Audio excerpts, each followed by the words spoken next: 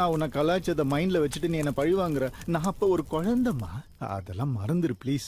நீ பண்ணதெல்லாம் மறக்க முடியுமா? உங்க அக்கா கல்யாணத்துல நடந்தத கொஞ்சம் ரீவைண்ட் பண்ணி பாரு. பாய். அக்கா கல்யாணத்துல டான்ஸே கஷ்டப்பட்டு தான் ஆடிட்டு இருந்தா. இதுல நம்ம கலாய்ச்சது எப்படி கரெக்டா காதுல விழுந்துச்சு. You are ever beautiful lady vibing in a colorful sari body. Are you ready to marry Singari?